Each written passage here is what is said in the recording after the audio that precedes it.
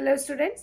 जैसे कि इसके पहले हम लोगों ने नगरीकरण के बारे में अध्ययन किया था और नगरीकरण को प्रभावित करने वाले घटक जैसे कि औद्योगिकीकरण, व्यापार, प्रौद्योगिकीकरण और तकनीकी, यातायात और संदेश वहन तथा स्थानांतरण जो कि नगरीकरण को प्रभावित करते हैं।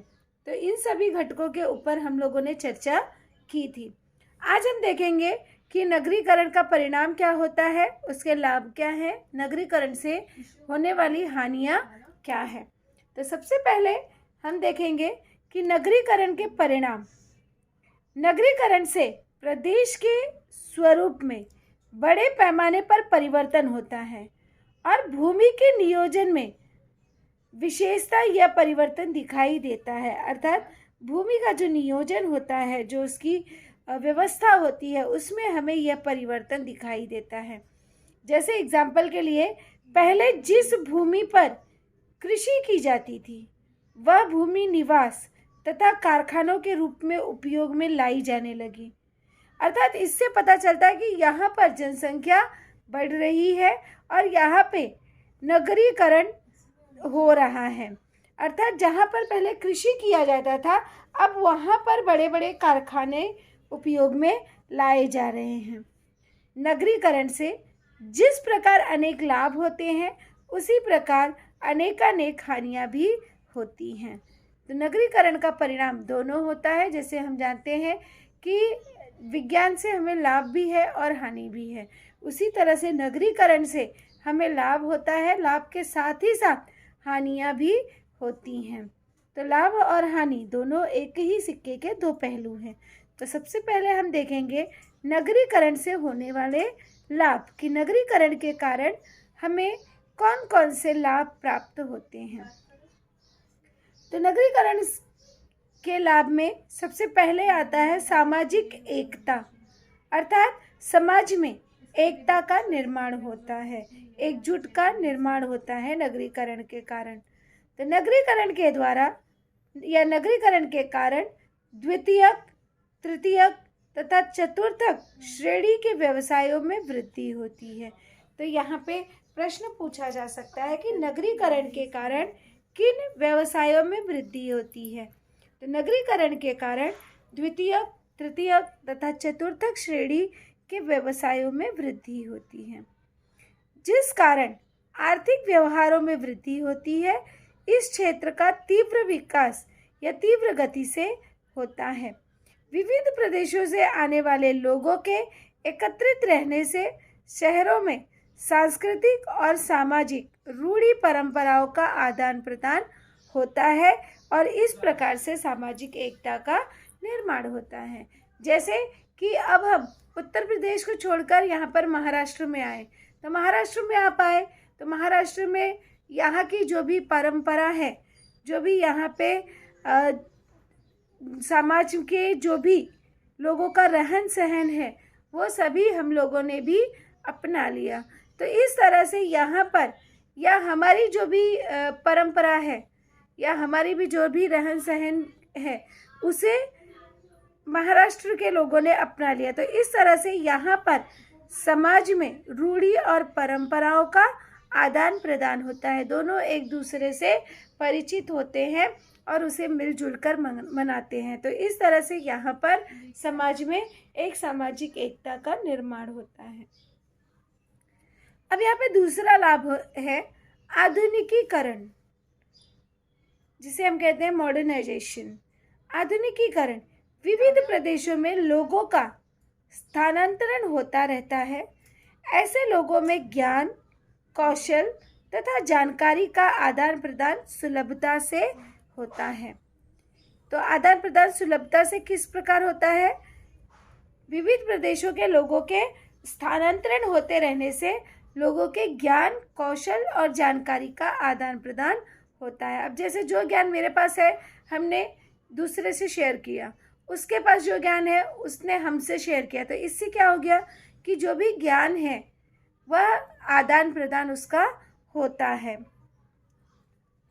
नवीनतम सूचना अर्थात नई सूचना और जानकारी तथा सामग्री इनका लाभ सर्वप्रथम ऐसे प्रदेशों में होता है, अर्थात जहाँ पे लोगों में आदान प्रदान की भावना होती है, एकता की भावना होती है, तो वहाँ पे नई नई सूचना और जानकारी का उद्गम पहले होता है। उद्योग और व्यवसायों से संबंधित अनेक नए प्रकल्प इन प्रदेशों में विकसित होते दिखाई देते हैं, अर्थात लोग जो हैं नए नए प्रोजेक्ट का विकास यहाँ पर करते हैं। उद्योग और व्यवसाय जो है वह भी बढ़ता है। नगरी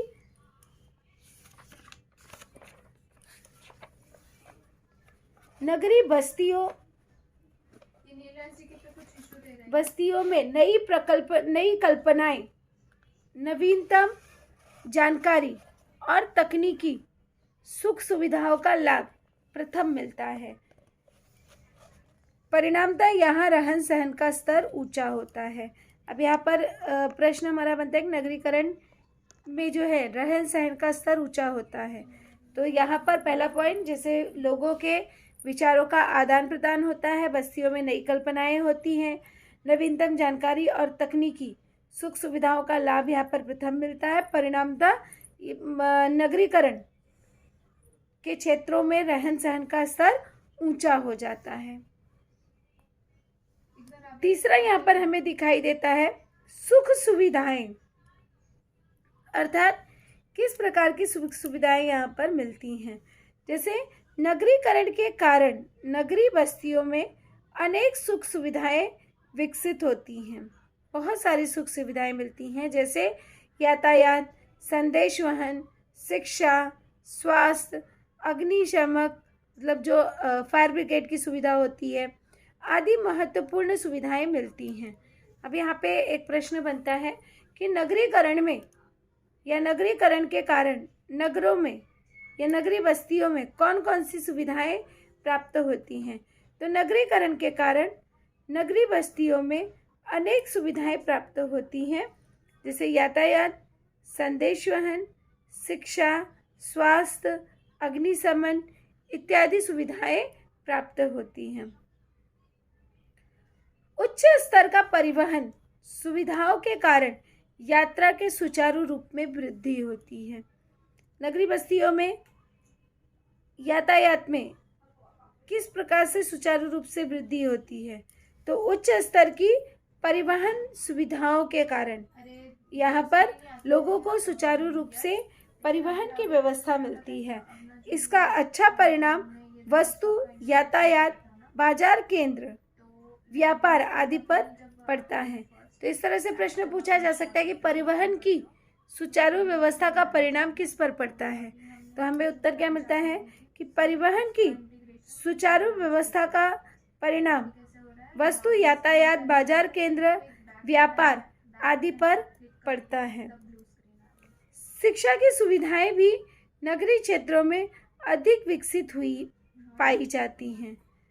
विशेष रूप से उच्च शिक्षा के लिए अन्य स्थानों से विद्यार्थी नगरीय क्षेत्रों में आते हैं, अर्थात ग्रामीण क्षेत्रों में उच्च शिक्षा का विकास नहीं हुआ रहता, तो इसलिए उच्च शिक्षा ग्रहण करने के लिए लोग जो है वह नगरों में आते हैं।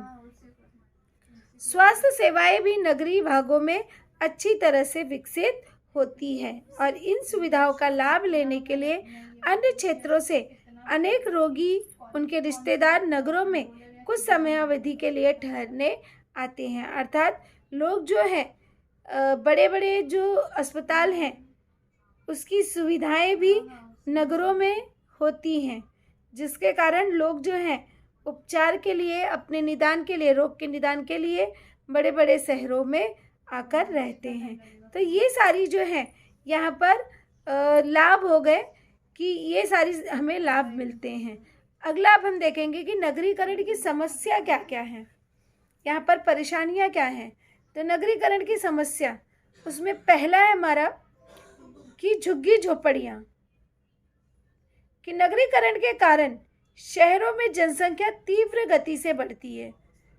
जिस अनुपात में जनसंख्या में वृद्धि होती है उस अनुपात में शहरों के में निवास स्थान में वृद्धि नहीं होती है।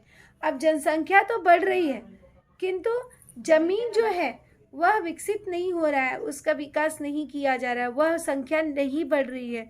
तो जिसके कारण यहाँ पर लोगों की भीड़ तो बढ़ती है किंतु जगह जमीन उतनी ही रहती है। स्थानांतरण करने वाले अधिकांश लोग आर्थिक दृष्टि से कमजोर होते हैं, जिस कारण शहरों के मकान नहीं ले सकते। अब कोई खुद का घर नहीं ले सकता है, क्योंकि अगर उसके पास पैसे इतने होते ही तो वह अपना गांव छोड़कर अपना देश छोड़कर क्यों आता। तो यहाँ पे प्रमुख कारण होता है कि वह जो है आर्थिक स्वरूप से कमज़ोर होते हैं। स्थानांतरण करने वाले अनेक लोग प्रतिदिन शहर में आते रहते हैं, परंतु सभी को रोजगार मिले यह भी संभव नहीं होता, जिस कारण अनेक लोगों की आय कम होती है। ऐसे लोग शहर में उपलब्ध खुली जगह पर अस्थायी और कच्चे स्वरूप के मकान बनाते हैं। जैसे आपने बहुत सारे जगहों पर ऐसे देखा होगा कि वहाँ पर वो ऐसे पतरे का घर बनाकर रहने लगते हैं। तो इस तरह से वह जो है अस्थायी घर है, या अपने रोड के किनारे पर लोगों को रहते हुए देखा होगा। तो इस तरह से यहाँ पर नगरीकरण की समस्या के कारण झुग्गी झोपड़ियाँ जो हैं उनका निर्माण होता है। अब ये मकान अधिकांशतः अवैध होते हैं, अर्थात सरकार की अनुमति उसमें नहीं होती है, अतः उन्हें स्थायी स्वराज्य संस्थाओं के सुख सुविधाएं नहीं मिलती है और यहाँ मकानों का घनत्व अधिक होता है। सड़कें संकरी होती हैं, आधारभूत सुविधाओं का अभाव होता है। जिन सुविधाओं की आवश्यकता है उन सभी का वहाँ पर अभाव होता है और ऐसी झुग्गी झोपड़ियाँ अनिर्बंधता से फैलती जाती हैं। मतलब इन पर अनिर्बंधता मतलब कोई भी रोक टोक नहीं होता है, क्योंकि लाखों की संख्या में लोग जो है स्थानांतरित होकर रोजगार के लिए हमेशा यहाँ पर आते हैं। तो सभी को रोजगार मिले, सभी का व्यवसाय यहाँ पर स्थापित हो जाए, ऐसा ज़रूरी तो नहीं है। परिणाम स्वरूप वहाँ पर लोग जो है अपने आवास हेतु यहाँ पर झुग्गी झोपड़ी बनाकर रहने लगते हैं। परिणामतः सामाजिक और स्वास्थ्य विषयक समस्या निर्मित हो सकती है। इसका परिणाम क्या होता है कि समाज में जैसे चोरी डकैती होना, कई सारे गुनाह होना और या स्वास्थ्य विषयक बीमारियां फैलना। तो क्योंकि वहाँ पर उन्हें जो है एक सही स्वरूप में स्वास्थ्य से संबंधित सेवाएं उपलब्ध नहीं होती हैं, जिसके कारण उन्हें सामाजिक और स्वास्थ्य विषयक समस्याओं का सामना करना पड़ता है और उसके परिणाम स्वरूप अनेक स्वास्थ्य संबंधी या सामाजिक समस्याओं का निर्माण भी होता है। अब अगला देखेंगे। अगला यहाँ पे समस्या आता है यातायात गतिरोध। जैसे कि हम जानते हैं कि जब जनसंख्या अधिक होगी तो यातायात भी जो है उससे प्रभावित होती है, उसका परिणाम यातायात पर भी पड़ता है। तो नगरों का क्षेत्रीय विस्तार होने के कारण नगर के बाह्यकाय तथा उपनगरों के लोग निवास करते हैं।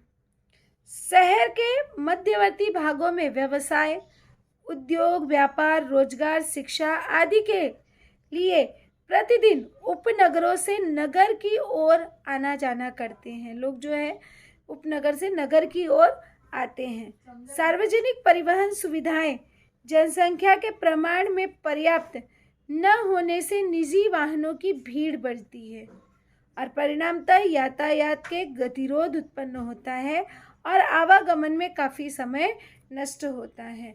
जैसे कि अभी हम देखते हैं कि मुंबई शहर, हमारा ये बीच में मुंबई शहर है, जहाँ पे यातायात की सुविधा होती है, उद्योग होता है, व्यापार होता है, सभी रोजगार उपलब्ध होते हैं, शिक्षा की व्यवस्था होती है। तो इस तरह की व्यवस्था हमें दिखाई देती है। किंतु जैसे अब आप यहाँ पर चल जाते हो आसनगांव या नाला सुपारा, अब ये सब जो है गांव खेड़े एरिए में आता है। तो यहाँ से लोग जो हैं मुंबई की ओर हजारों की संख्या में, लाखों की संख्या में लोग जो है ट्रैवलिंग करते हैं। कई सारे लोग अपनी खुद के पर्सनल गाड़ी रखते हैं। तो पर्सनल गाड़ी रखेंगे तो रोड पे उतनी ही भीड़ बढ़ती है। तो इस तरह से इसका भी सामना हमें करना होता है।